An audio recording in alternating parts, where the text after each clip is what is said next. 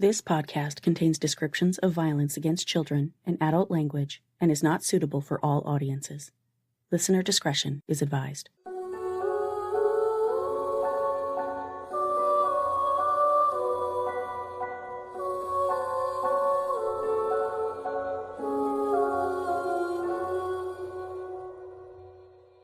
Hi, everyone, and welcome to Suffer the Little Children, the podcast giving voices back to the victims of child abuse murder and their families. I'm your host, Lane, and this is episode 204, Long-Term Effects of Child Abuse with Kate Russell. Research has long shown that child abuse and neglect can and often do lead to a wide range of negative effects on a person's life, including mental, physical, and behavioral problems. This kind of treatment during childhood causes stress that alters the way the child's brain develops, affects gene expression, and changes the body's stress response system. Kate Russell is the author of 3 memoirs about her life, describing her painful experiences in detail, from living with a schizoaffective sister to suffering addiction and subsequently recovering. Her most recent book, Ironing Out My Life, Child Abuse and How It Affected Everything Thereafter, is the 3rd in the series and tells the story of her parents' upbringing, then hers, and the impact their abusive behavior had on her life. Kate is a strong, intelligent, highly resilient survivor, and it was my honor to speak with her for this episode. Here is my recent conversation with survivor and author Kate Russell. Hi, I'm Kate Russell. I'm the author of 3 memoirs, Down the Rabbit Hole, a memoir of abuse, addiction, and recovery, voicemails from my sister, stories of a schizoaffective sibling, and my latest memoir, Ironing Out My Life, Child Abuse and How It Affected Everything Thereafter, which is mainly what I'm here to talk about. It's really a trilogy. I tried to package it all like a box set, if you will, titled A Portrait of a Dysfunctional Family. That's interesting. I love the way you did that. Yeah, the first book is about me, the second is about my sister, and the third is about my parents, but really about my relationship with my parents and how their parenting went on to affect my relationship with everything and everyone. Sure, of course. It does sound like you've had a whole lot of experiences that a lot of people hopefully don't have. I always say these types of things kind of make you an expert in things you never wanted to be.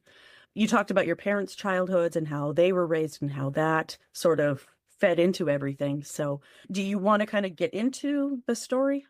Oh, we absolutely can. In this latest book, I go chronologically, and I do start with my parents' upbringing because they were raised so differently. You know, my father was very spoiled. He was adopted, which he didn't find out until he was marrying my mother. But he was spoiled. He was a child actor. My grandparents spoiled him. I mean, that was their baby boy, and he to them, he could do no wrong. So he didn't have consequences. He was not disciplined. Anything he wanted, he could have. And he was told he was everything. And he just developed a very big ego very young. And that just continued to grow. My mother was not really loved very much. My grandparents, my mom's parents, they weren't physically abusive, but they weren't very loving. My grandfather on my mom's side just was very hands off. It was pretty neglectful on his part. I don't think he wanted children. My grandmother did, but she was a disciplinary, and it wasn't physically abusive, but it was very just, here is your list of things to do after school, and you do them. And so my mother just rebelled very young and got into drugs at 9 years old. And she just rebelled very young, and that grew very quickly. So they met when they were 20 and 22 years old, and their defects, it was like opposites attract, and they just got together and everything magnified. Everything took off. It's like if you could take the bad traits of 2 people and then add children to the mix, and this is a bad situation here, and don't do that. Don't add children to the mix. Yeah, it can be a very bad idea. Sometimes you can see the writing on the wall from a mile away. They were so self-harming, both of their traits, this huge ego that can do no wrong, and a drug addict who just wanted to do drugs and live hard, die young. And he just wanted to be right, not happy. Those two things, just don't bring children into the mix because you're going to hurt them. If you want to hurt yourself, okay. But once you add children to the mix, now you're an abusive parent. There's just no way around that unless you're willing to change. And they just were not. So here we go. So then I just go chronologically. And then I was born, and then my sister was born, and I became the mother. And you can kind of just tell where this is going to go. And I just go year by year. And, I go into specific stories, and each act of discipline to me formed my thought patterns and went on to form who I became and how I went on to think about myself and how I went on to relate to other people and to my career of choice. I knew I wanted to be an actress from a little girl. My dad's a stagehand. And so I would watch his shows from the wings and go, oh, I want to do that. But how could I do that? I am no one, and these little kids, they have everything. They're told they can, and I'm told there's no way. And so here I am coming from this place, and I'm still at it. I'm still going. So I show in the book step by step how it all developed, how it all unfolded, how it's still going. Because I want people to see how the thought pattern unfolds. It's very important that we shine a light on how child abuse affects things for real and forever. I mean, even if you are able to, quote unquote, get better, it's still a huge hurdle. Yeah. It changed the way your brain formed. Exactly. It made you who you are, regardless of whether you want to admit that or not. So I appreciated how you didn't soften the events of the book for the reader. That's kind of how I tell stories as well. They're not mine, but I tell them with the family's permission. Yeah. But I think that the harsh reality is what people need to hear. Well, I think so too. Yeah. I'm not here to Hollywoodize this story for you. Right. Yeah. It happened and that's it. Well, I'm not going to do that. That's not going to help anybody. Sugarcoating just makes people think, oh, it's not as bad as it is. Well, guess what? It's worse. It's worse. A lot of people, I would think, might be hesitant to tell their stories in such detail, such personal things. But yeah, like I said, I appreciated the way you didn't do that. A lot of people have told me they can't read it. Yep. I get a lot of people saying that about this show too. I can't hear it. I can't listen. Yeah, I can't. And I get it. Well, then don't. Exactly. It's not for you then. I can't edit myself, or I can't deliver this information any other way. I can only speak my truth, Yeah. And you deserve that, honestly. I mean, everyone deserves to be heard to the degree they want to be. And you've put it all out there, and I think it's going to help people. It's definitely going to help people. Thank you. And that is the goal. And that is the goal. I think you've done a marvelous job so far. So you went back and forth between the child's perspective and the adult perspective. And how did you balance telling that story through your child self's eyes while you kind of weaved in the insight you have now? Yeah, I think as a child, I had, a strong sense of God. And so I had this perspective, this almost adult perspective, but I like to call it God almost. I had this outside sort of being held feeling, this fatherly feeling that this was all happening for a reason. And I knew I was going to write a book when I was a little girl and I was being abused. I knew this is all for a reason. You're being abused, but it's temporary. Don't give up, keep going. And you're going to write this down, and what you write down will help other people. So I almost had this like adult perspective as a little child because I knew this is going down on paper and this is going down in history. This is going to help people. You were one of those old souls. That's the goal here. So I sort of was already planning as a little kid. Okay, this is going to be told as a story and it's going to help. And I know the book isn't written for children, but if I was a little kid, it would have helped me. I know it's written rated R, but still it was my truth. And so many kids are going through it right now that we don't even see. So I already had kind of an adult perspective. I was going through all these adult situations as a little kid. So I had this like duality going on. I was this little kid, but with all these adult circumstances, So it wasn't hard at all for me to tap back into as an adult writing in a child's perspective, because I remember being a child thinking in an adult perspective. Were there any scenes that you had to kind of avoid for the longest time, or were there specific things that helped you face some memories that you didn't necessarily want to put down at first? I was always anxious to get into that stuff. The harder it was to read, the more I wanted to tell it. I think some people are so ashamed. There's so much shame, I think, in when you're an abuse victim because you think you're alone and that no one else has ever been belittled and demoralized the way that you've been, especially with sexual abuse, which my parents didn't sexually abuse me, but my father was always skirting the line of inappropriateness. Like he let me, when I was very young, watch him pee so that I could see his penis because I was very curious. But he showed it off to me as a, so do you know what I mean? He didn't touch me, but he showed. So it was always stuff like that. Touching my friends a little too long, telling me that my young friends were very attractive, always stuff like that, skirting the line of like daring us to call him out on his inappropriate behavior. Yeah, how far can I go? Yeah, yeah. And so I wanted to call stuff like that out because it's like, no, guys, tell your truth because there's nothing to be ashamed of. Please, please speak out. If you think you're alone, you're definitely not. That's really the bottom line there. That's really a theme here. Nobody's alone. Nobody should be ashamed. Nobody should be shamed into silence, you know? Exactly. And I know a lot of kids tend to blame themselves for this kind of thing happening to them, but it is absolutely not their fault, no matter what they did to anger their parent or, I hate to say it, but, seduce, whatever the parents are saying, whatever the child did, it's not on them. Of course not. No, no, no, no. I'll pause here for a quick word from my sponsors.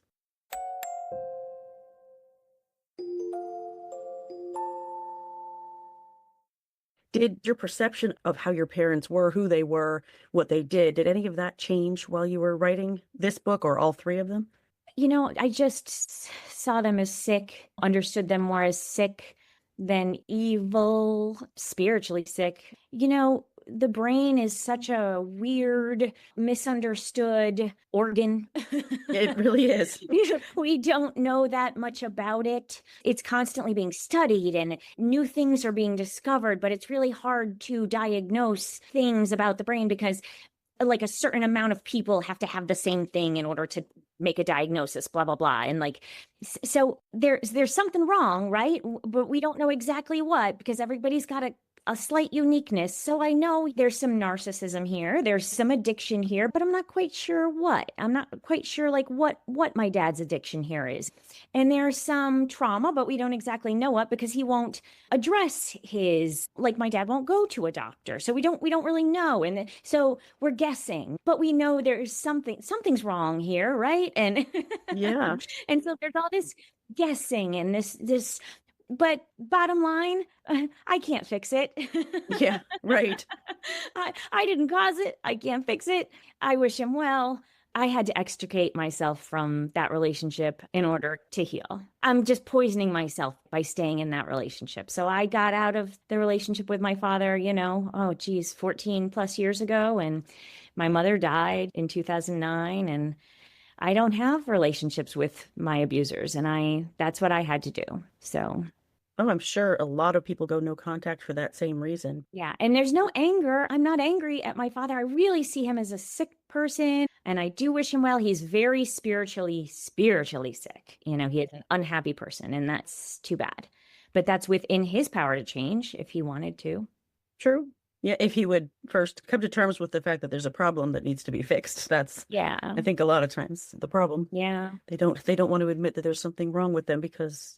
Yeah, but who knows? I mean, we could sit here and guess all day. Right? Oh, yeah. I don't know. I'm not in his head. I don't know. The brain is so complicated. It's like the ocean of the body where most of it's not understood. It really is the center of everything. So the fact that people don't accept the fact that childhood experiences change who you are and how your brain develops, it just drives me insane. Figuratively, I guess. And that's another thing is, so my sister, my second book's all about her. She has bipolar schizoaffective disorder. She's 5 years younger than me. And when I was born, my parents drank and used cocaine while pregnant with me, but just a little, right? Just testing it, just a little. And when I came out cute and not retarded, as they so lovingly put it, literally, they decided, oh, great, drugs and alcohol don't harm fetuses. We can use drugs and alcohol while pregnant. Great. So they did that. all the time while pregnant. Never mind what the doctors say. Oh, well, they didn't tell the doctors. Why would they do that? What do they know? They're liberal quacks. So they did more drugs and drank more while pregnant with my sister, and she came out developmentally disabled. Well, my dad does not believe that that is a thing. He doesn't think mental illness is a thing. He thinks my sister's just lazy. He thinks my mother's just lazy. He doesn't believe alcoholism is a disease either. He just thinks they're lazy and they lack willpower and blah, blah, blah. So, that was another thing with having to cut off contact with him, is that he's like, your sister, there's nothing wrong with her. She could do anything. She could get a job if she wants. She has no life skills whatsoever. The poor thing, like right now, I don't talk to her because she won't take medicine.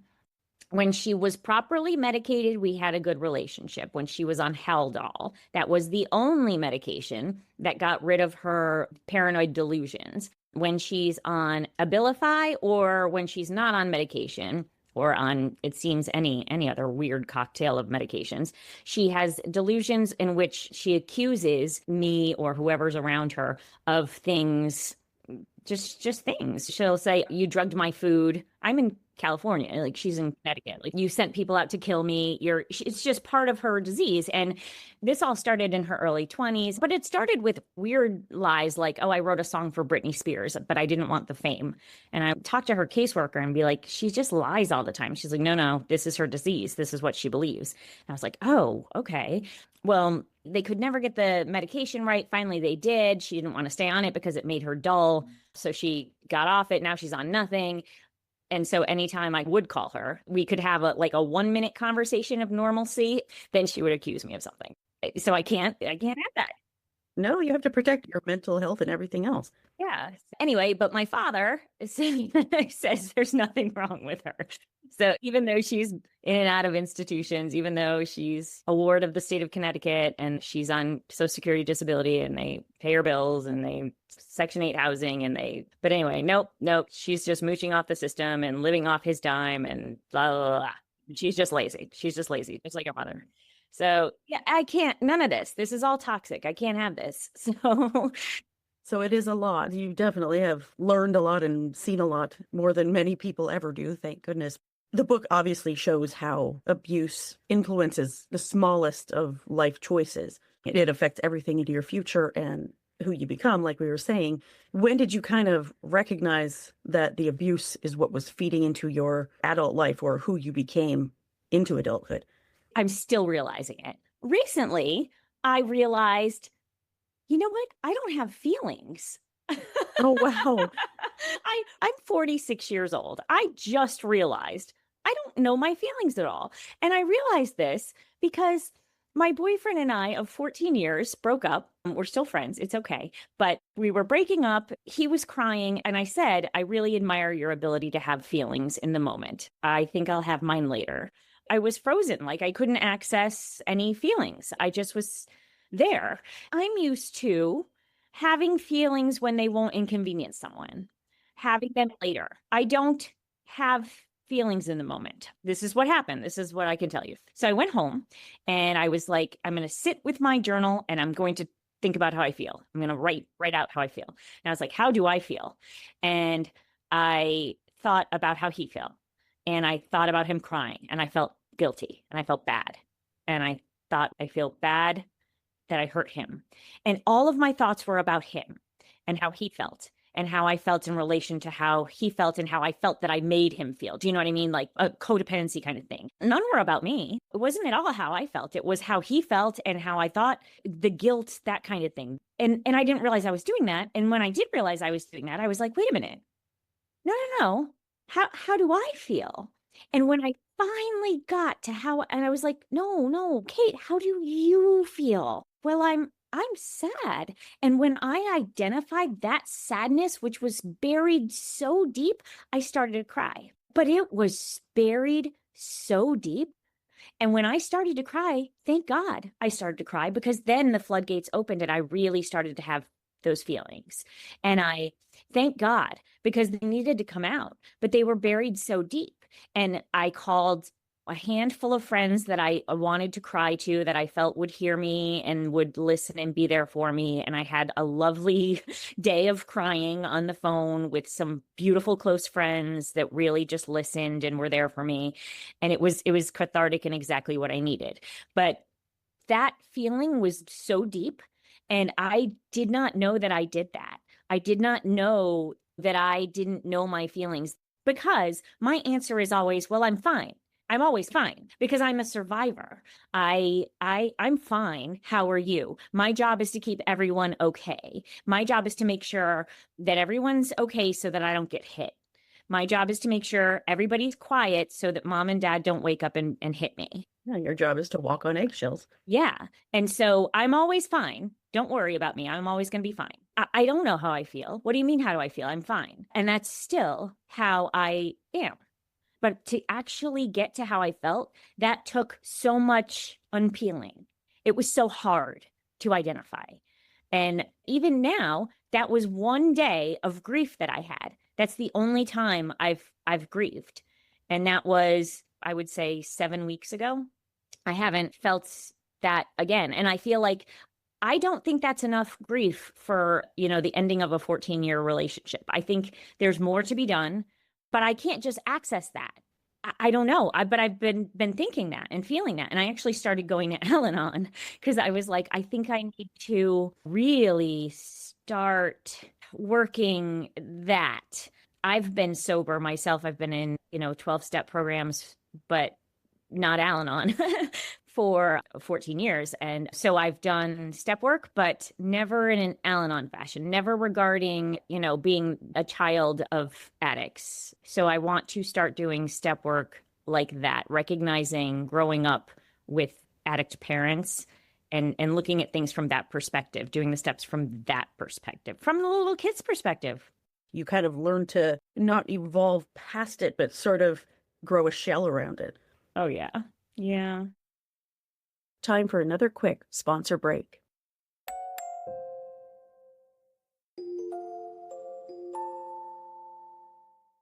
How do you think that performance of happiness shaped your adult relationships and even your career path? I am someone who never says no. I don't know how. I don't have boundaries. I don't know what they are. I will say yes to anyone. As long as you're happy, that's all that matters. To your detriment or not. I'm a people pleaser. And I don't know that I'm doing it until everything's clear in the rearview mirror. I don't know that I'm doing it when I'm doing it. I know it later. Because I can sit here and tell you that I do that, and I could currently be doing that and not know that I'm doing that. Yeah, exactly. But I can tell you in the past when I've done it. Yeah, you're self-aware. It's just at the time, it's really hard to see past your survival instinct right there. Yeah, because in the moment, I don't know I'm doing it. I know later on, I can look back and go, oh. Yeah, exactly. Yeah. Write that down for next time. And then next time comes and you're like, oh, I did it. How did I do? I didn't even know. I'm so smart. How did I do that? It's insidious, this silly brain and all these coping mechanisms. That's what I mean. Like, the brain is smarter than me. I feel that on a cellular level, I think. But yes, yeah, you don't realize what your brain's doing until well after the fact. And if you can recognize it afterward, that's great. A lot of people don't. I think that's part of how you've grown and become a successful person, where some people don't do that. Oh, thank you. Yeah, I mean, you've done a lot. Writing 3 books is nothing to laugh at. It's massive. That's a huge undertaking, and putting so much of yourself into it and your background and the real events that happened to you. That's really impressive. So I really do hope that people will read it and give it a chance, even if it's, oh, this might be too hard for me to read. Well, I think they should try anyway. If they're listening to my show, it's not. Oh, yeah, if they're listening to your show, this will be fun for you. Oh my gosh, I hope not. It's weird to say fun, but what are we doing here, I think, on Earth, if not to get to the truth of things? I think we're here to grow. We're here on this earth to grow. And that does mean looking at the truth. That does mean looking at things that are hard to look at and working through them. So what that it's difficult to look at? We're brave that we're looking at it and working through it and moving forward, because we're going to be better for it. Our souls are going to be richer. And I just think That's our purpose on earth. And I think hearing things that are that difficult and, the stories I tell, I always say that if the kids can endure that, then we can listen to it. Because if we don't, then we don't know those things are going on behind the scenes. We wouldn't know what was going on with you when you were a child. I can't imagine how many people surrounded you that had no idea what you were living with. People like to deny too. True, especially people who are close to the abusers themselves. Oh, yeah. Do you have any relationship with extended family, or are they were they on your parents', I don't want to say side, but I don't have a lot of extended family. My parents are both only children, but there's people that have been close to our family, friends of the family, that I am still in touch with, that we've known for a long time, and who have read my books, who know my family. And I'm glad. I'm glad they read my books because they were there to some degree during all this. And it's like, I just am glad to still have a relationship with them, that they know the truth, that it's like they can now see me as an adult. it's got to feel validating. Yeah, this might explain some things. Right. Exactly. Now you know. Yeah, if I seemed a little depressed around this time, this might explain that. Yeah. How did they take it when they read it? Did they have a hard time processing it, do you think? My, oof, yeesh. Yeah. No hard questions, I said. Yeah. I think that I got a lot of just sympathy. At least we are living in that kind of a time where people are starting to understand more and deny less, which is good. That's why I think a lot of people are able to come out with these stories now. I can't imagine if you had tried to tell anyone the story even 20 years ago. Yeah. It would have been nearly impossible to get people to sit down and listen or even, admit that, okay, these things do happen. Yeah, it's not like I ever hid anything. I always was very vocal about, hi, things are bad over here. Take me out of my home. Like I called DCF. People didn't listen. Denial was so big, but now as an adult and now in this day and age, people do listen. And so it's nice to be heard because I wasn't heard as a little kid. It's like, no, you're fine. No, everything's fine. Now it's like, oh, okay. Oh, geez. I'm sorry I didn't listen, That's why children have to feel so powerless, because even if they do open their mouth, half the time they're told, no, you're imagining it, or Yeah. Or it's not as bad as you're saying. You're just a kid. You don't know. it's just discipline. Yeah. You have no idea. No, and then you put it into such well-written words and terms when you're an adult that no one can refute it. And it's almost like, well, it's art. All art comes from pain, including books and memoirs. And so I think that's why it's so gripping, because of the way that you worded it and you made it feel very real for people who didn't experience it. Cool. Thank you. Oh, you're welcome. What do you hope that other survivors particularly will take away from the story? Just a sense of they're not alone. I always just want people to feel a little less alone. That's when I was a little kid and I was being abused and I knew I was going to write a book. I just knew if this is happening to me, this is happening to other people, and people need to know that they're not alone. And that's what healing is. They say in recovery, the opposite of addiction is connection. I think the opposite of trauma is connection. I think healing is connection. If we're all standing in a circle holding hands, we're healing. The more we know somebody else is in our boat, the more we heal. Like for trauma survivors, the more people in our boat, the stronger we are. Exactly. Yeah. What would you hope that then people who hadn't been through it would take from it? Well, I think there's a tendency to ostracize people, and that needs to go away. That sense of like gaslighting, like, oh, that's weird, gross, that's horrible. I see that a lot of judgment. I didn't choose to be abused. You're not better than me because you weren't abused. So deepen your empathy. Some people know the term, others don't. Yeah. So any sense of judgment needs to go away. If you don't have empathy, you need to learn what it is. I don't know. I think that's an excellent takeaway. It applies to so many areas of life these days. But yeah, that just try to understand what people have been through rather than judge them for it. Yeah. If you could go back and talk to your child self, what would you tell her? I can only imagine. I mean, if we could all do such a thing, but you in particular, knowing what you know now, what would you say to her? Well, I would reassure her. I think I did such a good job of being a parent to myself when I was little because I had this very strong God sense, this very strong God voice. But I would reassure my little because I didn't know, that it was all going to be okay. I had a sense that it was going to be okay. I did have this voice saying this will pay off. It will, but I would just reassure it. No, it really will be okay. And you will write a book about it. It really is temporary. Everything is going to be okay. It is.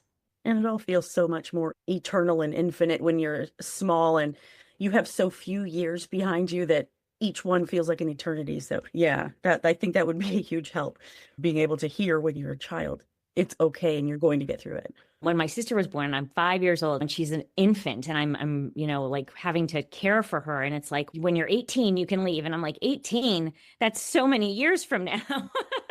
But it's like, in the grand scheme of things, it isn't.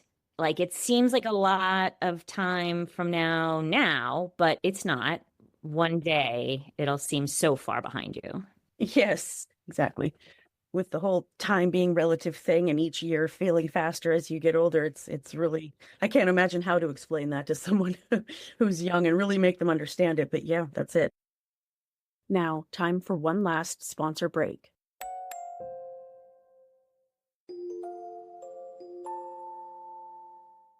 What advice would you have for kids who are living through things like this?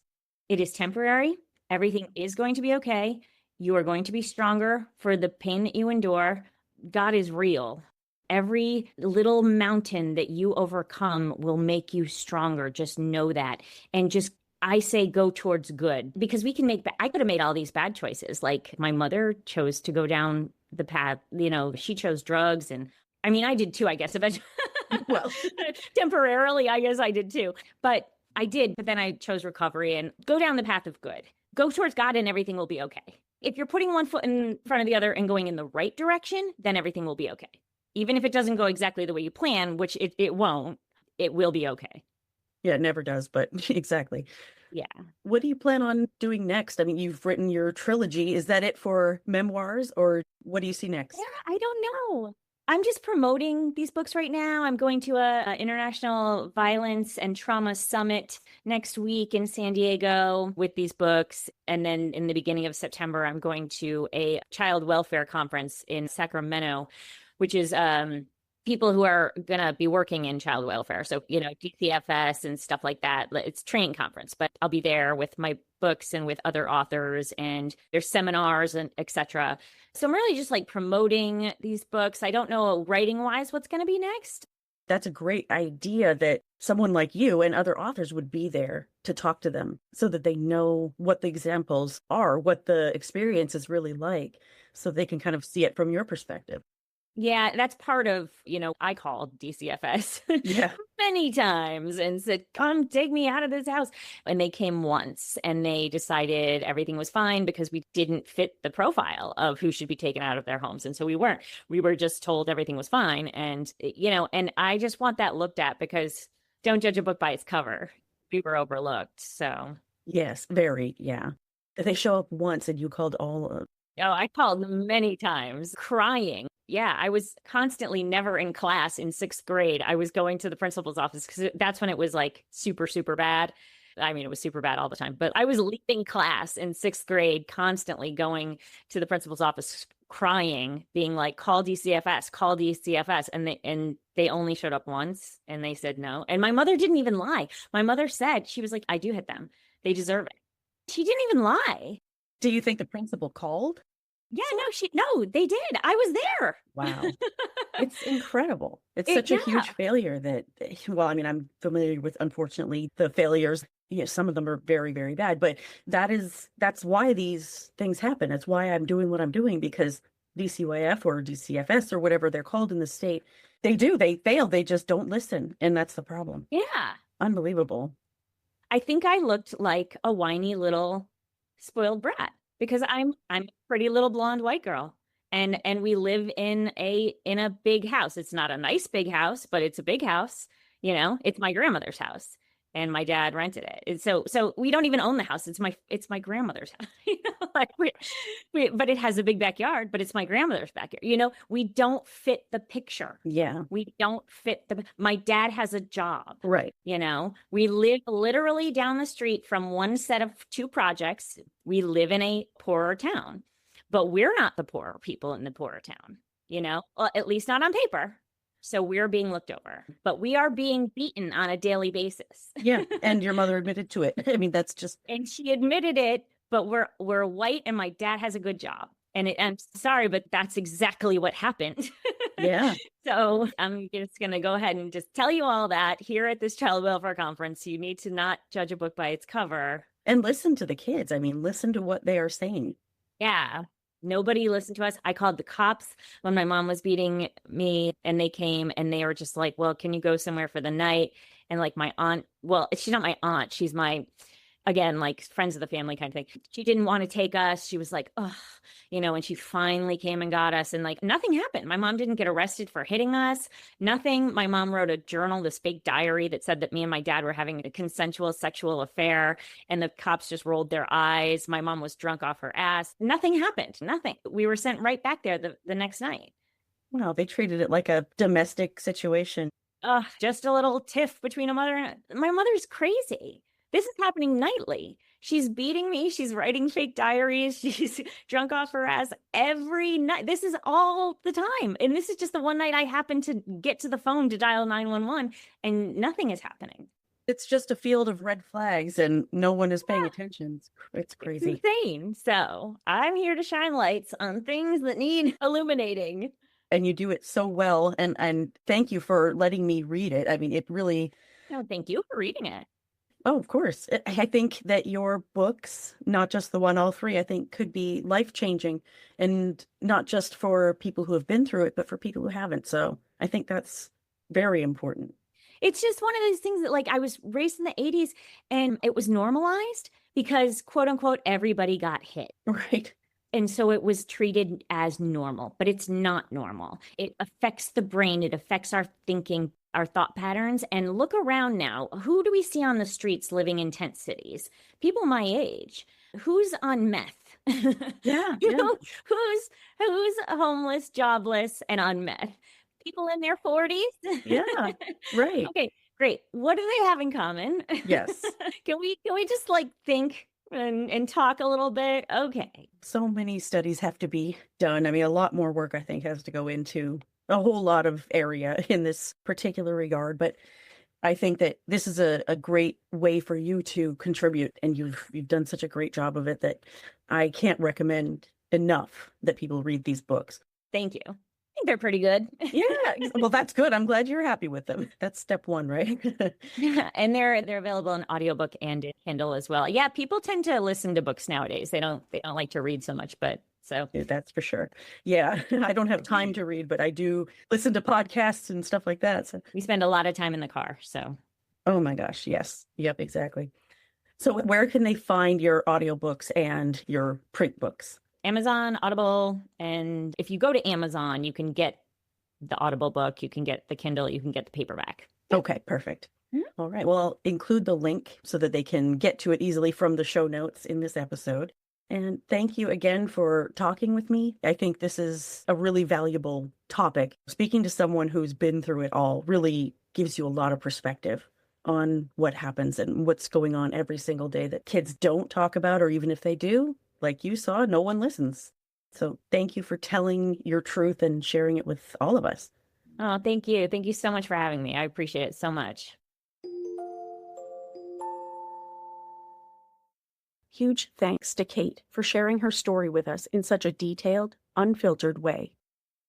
I highly recommend checking out her 3-part memoir series, Portrait of a Dysfunctional Family, which is available on Amazon in both print and audio formats.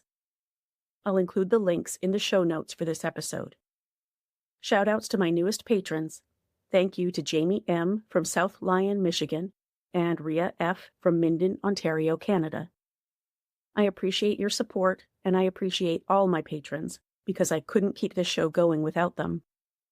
To help support the show, you can visit patreon.com/stlcpod. That's it for this episode. Join me next time for another child's story. If you like the show, please follow or subscribe to Suffer the Little Children on Apple Podcasts, Google Podcasts, YouTube, Spotify, Spreaker, Pandora, iHeartRadio, Stitcher, or your favorite podcast listening app. And please leave me a 5-star rating and a positive review on your favorite podcast platform. Visit the website at sufferthelittleChildrenPod.com. You can support the show by visiting patreon.com/stlcpod, where you can become a patron for rewards ranging from a shout-out by name on the show to exclusive gifts. You can also support the show at ko-fi.com/stlcpod. Follow the podcast on Facebook and Instagram at Suffer the Little Children Pod and on TikTok at stlcpod. View photos related to today's episode on Facebook. This podcast is researched, written, hosted, edited, and produced by Lane. Intro theme music is by Dream Note Music, and all music for the show is licensed from audiojungle.net. For more information about preventing or reporting child abuse, visit childhelp.org or call your area's child abuse hotline. And remember, if you see something, say something.